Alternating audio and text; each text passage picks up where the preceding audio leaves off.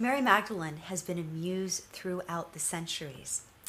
The images that we have of her create this richly paradoxical portrayal of a woman who embodies so many different aspects of what it is to be fully and truly human.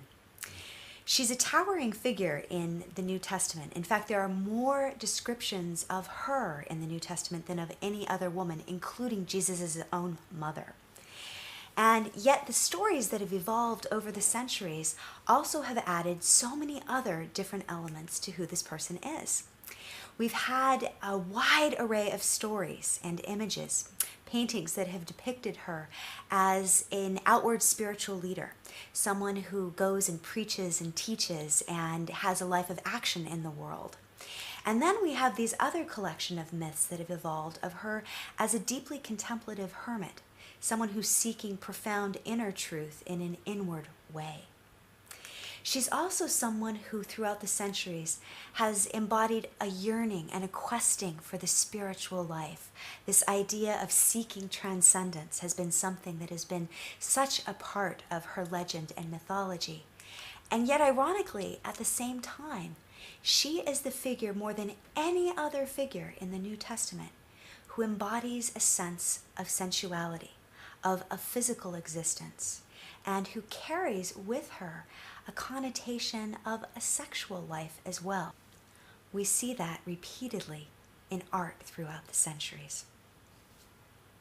She's also someone who holds the polarities of both being deeply emotional. In fact, the very name Magdalene is the root of the English word maudlin, to be excessively sentimental, emotional, or weeping.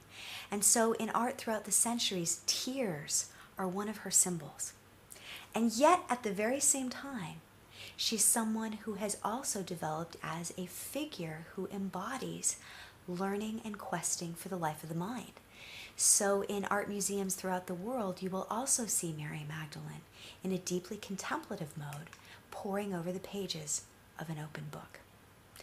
All of these polarities, these different aspects, intellectual, emotional, sensual, spiritual, are woven together in the fabric of this one woman. It's an important thing to ask the question, who is this woman? Who is this Magdalene? And what does she know? Those are some of the lines in the beginning of Mark Adamo's opera, The Gospel of Mary Magdalene. Our earliest depictions of Mary Magdalene come from the New Testament, from the canonical Gospels of Matthew, Mark, Luke, and John. In those stories, there are 12 references to her, and they paint a remarkably consistent portrayal. She is the woman that the Gospel writers agree was the faithful follower and disciple of Jesus, faithful watching his suffering, being a witness to the crucifixion. She's also the faithful disciple who comes to his tomb to anoint his body, to prepare it for burial. And she is the faithful disciple who was present to discover that this extraordinary mystery had transpired. In the Gospel of Mark, she encounters the empty tomb, and she and the other women flee in terror and fear. In the Gospel of Matthew, they encounter an angel, and they are told about a resurrection and then later fall at his feet. In the Gospel of John, she alone comes to the garden, to the empty tomb, to anoint the body. And there she discovers this extraordinary experience where she encounters Jesus and mistakes him for the gardener and is the sole first witness for the resurrection. That's who we have in the Bible. Mary Magdalene as faithful disciple, faithful follower, and witness both to death and suffering and to new life and joy. There is one other reference in the Gospel of Luke, and it's a curious one. It says that she was a woman of means who was enabling Jesus' ministry. It also mentions that she had been plagued, troubled by 7 demons, and had been cured of that. They had been cast out in one of Jesus' many stories of healing. But still, nowhere in those depictions do we have stories of her as a lascivious sinner, a prostitute, an adulteress. Those stories and those myths came later in a confusion of Marys. There was another Mary, another disciple of Jesus. She was the sister of Martha and Lazarus, who both sat at Jesus' feet and who later anointed him for his death. There was another woman who also anointed. This was Luke's unnamed sinner.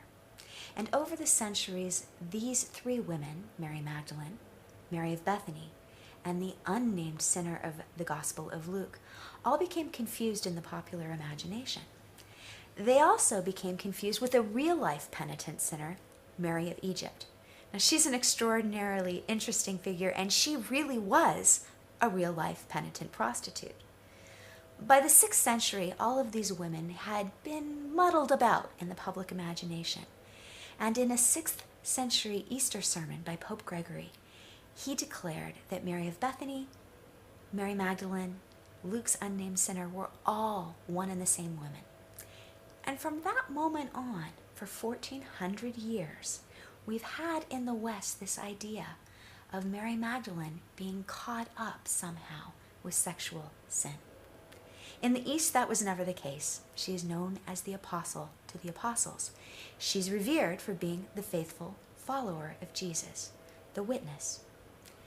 In early Christianity, she was much more than that to many, many different communities. There was not just one version of who Jesus was in the early centuries. There were literally hundreds of communities that had their own stories about the message and the meaning of Jesus' life, death. In some of these communities, Mary Magdalene had a very particular and special place. She was not just a faithful follower, she was the disciple who understood Jesus' message the best. She was referred to as the woman who knew all. In 1945, in the caves of Nag Hammadi, an extraordinary discovery was made, and many of these lost texts were found. In them, Mary Magdalene's place is elevated to one of even greater spiritual authority than she held in the New Testament. This forms part of the basis of Mark Adamo's Gospel of Mary Magdalene. In one of the stories that was found in Nag Hammadi, the Gospel of Philip, Mary Magdalene is referred to as Jesus' koinonos, a companion. Now, modern-day scholars are in a raging debate about whether this implies that there was a sexual element to their relationship or not. The portrayal in the Gospel of Philip is clear that she held a very particular place, a very important place of at least spiritual intimacy. This is one of the threads that Mark Adamo weaves in his opera as he envisions a relationship between Mary Magdalene and Jesus that has a very intimate component to it. Another element that's revealed in these texts is the rivalry between Peter and Mary Magdalene. In some of the stories, Mary confesses that she's afraid of Peter, for he hates her sex. In the Gospel of Thomas, Peter actually is reputed to have said, "Make Mary leave us, for women are not worthy of the life." These early texts are important because they point to the conflicts that were inherent amongst different Christian communities. They raise the question about what is the place of women's leadership, and they certainly raise the question about what was the nature of the relationship between Mary Magdalene and Jesus. This is one of the most important elements of Mark Adamo's opera. He weaves together the character of Mary Magdalene, drawing on these texts where she is the eager disciple, curious, seeking, and searching. And he takes that thread and he weaves it together with other elements of tradition. The tradition of the Song of Songs, an erotic love poem that has been part of Mary Magdalene's celebrations and her feast days from very early centuries. A woman questing, yearning, longing for union with the beloved as she searches through the city streets. These are the threads that Mark Adamo weaves together then. The Gospels of Matthew, Mark, Luke, and John with their portrayal of the faithful witness, particularly of the woman in the Gospel of John who encounters Jesus in the garden and is the first witness to the resurrection. the theme of longing and yearning and sensual embodiment that we have both from the Song of Songs and from the misidentification throughout the centuries with a sensuous, sinful, and fallen woman. And finally, these rich and provocative texts that were rediscovered in our own times in Egypt that reveal a woman of extraordinary spiritual hunger. To explore the fascinating figure of Mary Magdalene in greater depth, go to www.mythsofmarymagdalene.com.